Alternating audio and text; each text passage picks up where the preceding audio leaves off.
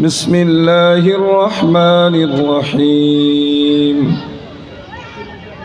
بما استحفظ من كتاب الله صدق الله المولانا العظيم وصدق رسوله النبي الكريم ونحن على ذلك لمن الشاهدين والشاكرين والحمد لله رب العالمين সবাই মহব্বতের সাথে দুরূদ শরীফ পড়ি আল্লাহুম্মা সাল্লি আলা মুহাম্মাদিন ওয়া আলা আলি মুহাম্মাদ কামা সাল্লাইতা আলা ইব্রাহিম ওয়া আলা আলি ইব্রাহিম ইন্নাকা হামিদুম মাজিদ اللهم بارك على محمد وعلى آل محمد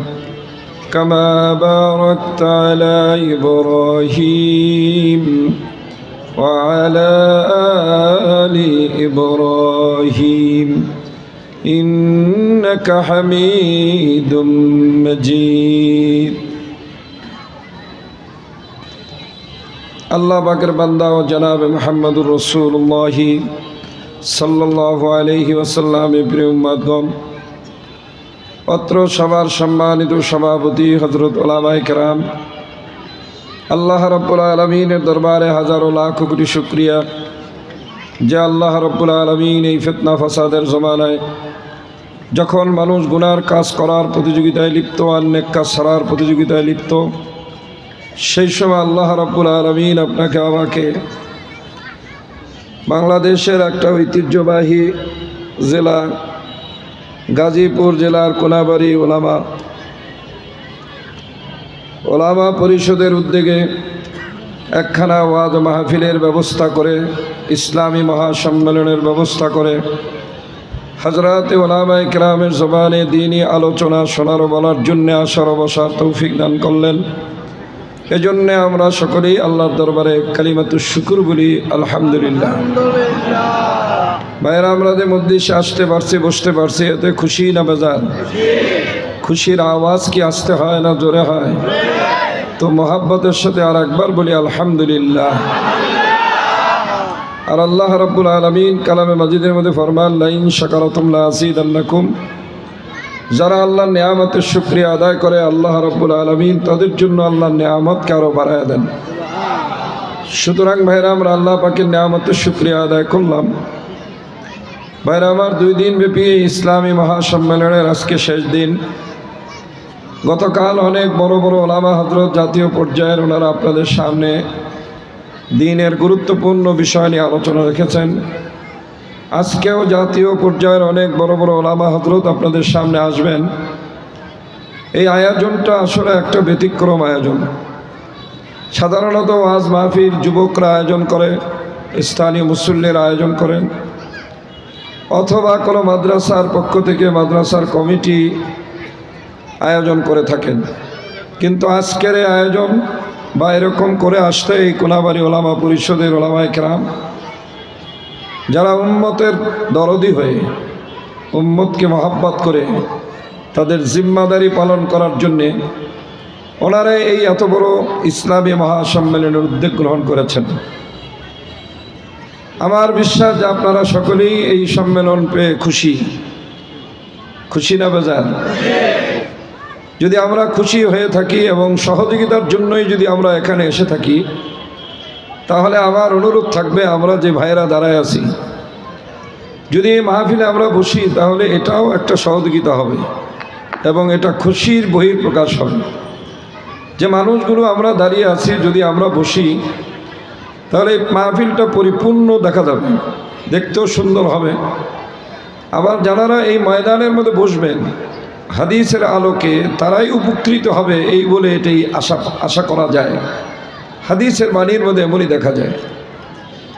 এত দূর পর্যন্ত যেহেতু আসতে নেই, এখন দাঁড়িয়ে আছেন কেন? তাহলে বোঝা গেল কিসের বাধায় আপনারা বসতে পারতেছেন না। নিশ্চয়ই এখানে একটা বাধা আছে। আমি খুব লক্ষ্য করে দেখছি যে এই বাধাটা, এটাও একটা শয়তানের বাধা। শয়তান বলে যে বৈশা লাভ কি, কারণ এতটুকু সওয়াব থেকেও যদি বঞ্চিত করতে পারে তাতেও শয়তান লাভবান হয়ে যায়। আসতেই তো দাঁড়ায় থাকলেও বয়ান শোনা যায়, বসলেও শোনা যায়, তাহলে বৈশা লাভ কি, দাঁড়ায় দাঁড়ায় শোনো, তাহলে তোমার বসতে কষ্ট হবে, ধুলাবালু আছে, স্যান্ডেল খোলা লাগবে, জুতা খোলা লাগবে। দেখেন কত সুন্দর সুন্দর বুদ্ধি আমাদের মাথায় কিন্তু শয়তান ঢুকিয়ে দিতেছে। এজন্য ওলামায়ে কেরাম এই যে মাহফিলের ব্যবস্থা করছেন, আমি শুধু এতটুকু বলবো, আমি আসলে আপনাদের কাছে আসছি ওলামায়ে কেরামদের দোয়া নেওয়ার জন্যে। বহুদিন যাবৎ শুনি যে গাজীপুর কোনাবাড়ির ওলামায়ে কেরাম অনেক বড় বড় দিনের খেদমত আঞ্জাম দিতেছেন, সেই সাথে একটা বড় ইসলামী মহাসম্মেলন করেন যে উম্মতকে দাওয়াত দেওয়ার উদ্দেশ্যে, উম্মতকে সহি রাস্তা বাতাবার জন্যে। সেই জিনিসটা প্রত্যক্ষ করা এবং একসাথে এই ওলামা পরিষদের নেতৃবৃন্দ বা ওলামা পরিষদের সকল ওলামায়ে কেরামদেরকে একসাথে পাওয়া কঠিন। কোনো সময় যদি কারো মাহফিলে আসা হয় তাহলে দেখা যাবে যে একজনকে পাওয়া যায় আর একজনকে পাওয়া যায় না। কিন্তু ওলামা পরিষদের উদ্যোগে যে মাহফিল, সেখানে সকল ওলামায়ে কেরামই উপস্থিত থাকেন, সকলের দোয়া পাওয়া যাবে। এই দোয়ার ভিখারি হিসাবে আমি আপনাদের সামনে আসছি। সেই সাথে শুধু আমি এতটুকু স্মরণ করে দিতে চাই যে ওলামায়ে কেরামদের দায়িত্ব। শুনুন, আল্লাহ সুবহানাহু ওয়া তাআলা আমাদেরকে বানিয়েছেন, আমরা যদি মানি তাতেও আল্লাহ বানাইছেন, আর যদি আমরা না মানি তাতেও আমাদেরকে কে বানাইছেন? জোরে বললে খুশি হতাম। জবান ছেড়ে দিয়া বলেন, যার জবানে যতটুকু শব্দ আছে আরো বলেন, কে বানাইছেন? আল্লাযী খালাকাকা ফাসাওয়াকা ফাআদালাক ফি আইয়ি সূরাতিন মা শাআ রাক্কাবাক। আল্লাহ বলেন, আমি আল্লাহ তোমাকে বানাইছি এবং তোমাকে আমি খুব সুন্দর করে সুবিন্যস্ত করেছি। এমন চোখ আমারও আছে, গরুরও আছে, নাক, কান, চোখ, জবান, দাঁত, জিহ্বা, হাত, পা, যেই অঙ্গগুলো আমার আছে, আমি যেই অঙ্গগুলো দিয়ে বাহাদুরি করি, এই অঙ্গগুলো গরুরও আছে, অন্যান্য জীবেরও আছে। আল্লাহ বলেন, আমি তাদেরকে সুসজ্জিত করি নেই, আমি আল্লাহ ওই একই অঙ্গ তোমাদেরকে দিয়েছি, কিন্তু আমি আল্লাহ তোমাদেরকে সুসজ্জিত করে তৈরি করেছি। কে বানিয়েছেন? আবার একটু জোরে বলবেন না? শাহাদাত আঙ্গুল উঁচা করে বলেন, কে বানিয়েছেন? আল্লাহ। সুতরাং আল্লাহ আমাদেরকে বানাইছেন। আল্লাহ আমাদেরকে বানিয়ে আবার কত সুন্দর একটা চেহারা দিয়েছেন। ফি আইয়ি সূরাতিন মা শাআ রাক্কাবাক। দেখো, কারো চেহারার সাথে কারো চেহারার কোনো মিল নেই। আমি আল্লাহ যাকে যেমন চেহারা দিতে মনে চেয়েছে, আমি আল্লাহ তাকে স্বতন্ত্রভাবে তেমন চেহারা দিয়ে আল্লাহ তৈরি করছেন। কে তৈরি করছেন? আল্লাহ যদি আমাদেরকে সব মানুষের চেহারা যদি একরকম হতো, কি একটা সমস্যা হতো। পুলিশ ধরতে আসতো একজনকে, ধরে নিয়ে যেত আর একজন। দোকানদার টাকা পাইতো একজনের কাছে, ধরতো আর একজনের কলার। কি এক মুসিবত হয়ে যেত। এই জন্য আল্লাহ সুবহানাহু ওয়া তাআলা বাবার চেহারার সাথে ছেলের চেহারার মিল রাখেন নাই, দাদার চেহারার সাথে নাতির চেহারার মিল রাখেন নাই। স্বতন্ত্র বৈশিষ্ট্য দিয়ে প্রত্যেককে আলাদা আলাদা যিনি বানিয়েছেন তিনি কে? আল্লাহ আমাদেরকে যে সমস্ত অঙ্গগুলো দিয়ে বানিয়েছেন, এই অঙ্গগুলো আল্লাহ সুবহানাহু ওয়া তাআলা অন্যান্য জীবকেও দিয়েছেন। ফলে আমাদের যে কিছু সৃষ্টিগত চাহিদা আছে, এই চাহিদাগুলো অন্যান্য জীবের মধ্যেও এর চেয়ে কোনো অংশে কম না, বরং আরো বেশি আছে। আমাদের মাঝে সৃষ্টিগত চাহিদা কি আছে? আমাদের মাঝে সৃষ্টিগত চাহিদা খাওয়া, বাঁচার বুঝ। আমাদের মাঝে সৃষ্টিগত চাহিদা আর একটা হলো শত্রু মিত্র বোঝার বুঝ।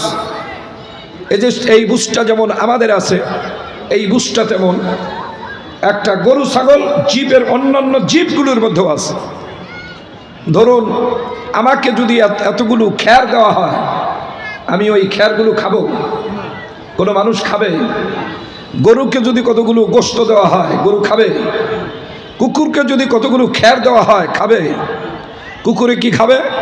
ওর খাদ্যটা খাবে। ওকে যদি কতটুকু গু দেন, আমাদের গ্রাম বাংলায় গু বলে, যেটাকে পায়খানা বলে, ময়লা বলেন, ওকে যদি কতগুলো পায়খানা দেন ও বিরিয়ানির চেয়েও মজা করে খাবে। গরুকে যদি আপনি খ্যার দেন ও খ্যার খাবে, বাঘেকে যদি গোশ দেন সে গোশ খাবে।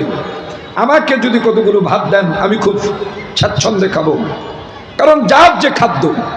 তাহলে বোঝা গেল আমি যেমন আমার খাদ্য চিনি, আমি যেমন আমার খাওয়া বাঁচার বুঝ আমার আছে, এমন একটা জন্তু জানোয়ারেরও আছে। এটা কোনো গ্র্যাভিটির কিছু না, এটা বরত্বতার কিছু না।